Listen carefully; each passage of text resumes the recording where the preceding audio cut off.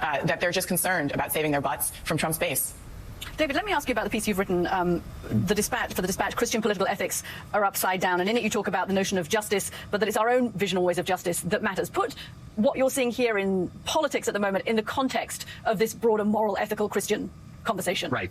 Well, and one of the reasons why I emphasize that is because if we're going to talk about Trump in particular, the base of the Republican Party is heavily evangelical. You've seen this in the elections of Doug Mastriano and the primary election of Doug Mastriano in Pennsylvania, of Kerry Lake in Arizona, of many others. They're running very aggressive campaigns with faith forward. And yet many of the characteristics and qualities you're supposed to expect to see in Christians are completely absent. And I referred to this very famous verse from the book of Micah, Micah 6:8, that talks about how people are to, yes, act justly, but also to love kindness and to walk humbly.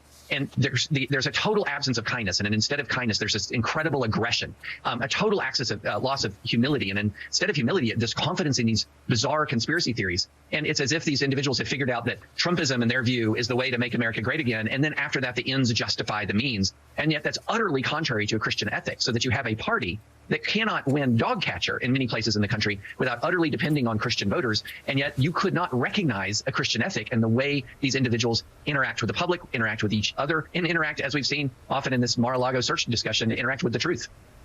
David, I want to read from some of your piece. It's titled Christian Political Ethics Are Upside Down. You write this: the church has formed its members to be adamant about policies that are difficult and contingent, and flexible about virtues that are clear and mandatory. You're not kind until kindness doesn't work. You're to be kind even through the most brutal acts of repression and in the face of complete political defeat. When the world is greedy, you are generous. When the world is cruel, you are kind. When the world is fearful, you are faithful. When the world is proud, you are humble. How do you know we're Christian? By our love. Yes, we say yes to all of this, right until the moment when we think that our kindness, our faithfulness, or our humility carries with it a concrete political cost. We think we know what's just, and we can't do justice without power. And so in our arrogance, we think we know better than God. We can't let kindness or humility stand in the way of justice. Yet we're sowing the wind, and now we reap the whirlwind. The world's most Christian advanced nation is tearing itself apart, and its millions of believers bear much of the blame. You know, in 2016 and 17, David, I know you heard this when you'd ask about Donald Trump. How can you support a man who's so cruel and profane and who pays off porn stars after having affairs while his wife is pregnant? The laundry list is long. They say, we are electing a president, not a saint. He's going to stand up for us. He's going to stand up for our way of life. And boy, has that been exposed in the last few years. Yeah, and I always hated that saying, because no one was arguing that we're going to be electing saints, but there's a world of a difference between holding someone to a standard of saint and no standard at all. And this is what has happened, is that now there has become no standard at all. You know, one of the things that I do in the piece is I contrast the movement that is dominating, for example, the MAGA right, with the civil rights movement, which was Christian to its core, which was thoroughly Christian and was confronting an injustice as grotesque as Jim Crow, and yet confronted that injustice with an ethic of nonviolence, with an ethic of love and of grace. I quote John Lewis in the piece to that effect. And here we have a MAGA movement that is proclaiming some sort of national emergency, but it's not a national emergency anything on the scale of Jim Crow. It's not even within shouting distance of that. And yet they have utterly abandoned, in many ways, even the most basic requirements of human decency. And again, in their interactions with each other, in their interactions with the political opponents, in their interactions with truth. And this is turning that Christian political ethic utterly upside down. David, I wanted to ask you a question. You know, there are some scholars like Kristen Dumez, who is at Calvin College in Michigan, who argue that the white evangelical movement is actually, at this point, more a social and political movement than a religious one, focused on a warrior God that's nationalist. What do you make of that argument here, and how useful do you think it could be?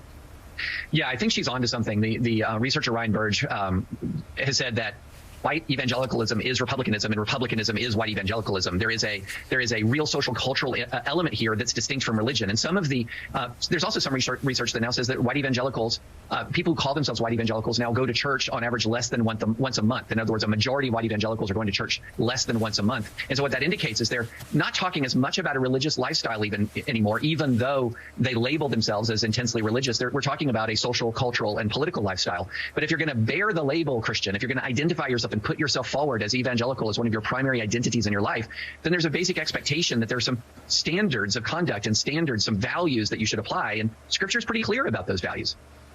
David, I'm curious what you hear, if you're willing to share, because I know what I hear privately from your friends, Christians, people you've known and loved for many years, who defend Donald Trump still to this day, despite everything we've seen over the last 6 or 7 years.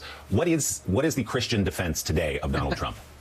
Well, at the risk of oversimplifying, there's three in general. One is look at all that he's accomplished. That's a primary that if you go back to, they have a view of his 4 years, that this was a period of time in which Christian policies were enacted at a rate that you'd never seen before. You've heard phrases like most pro-life president in the history of the United States. And so the pure ends justify the means. Then you have people who don't even really understand the things that Trump has done.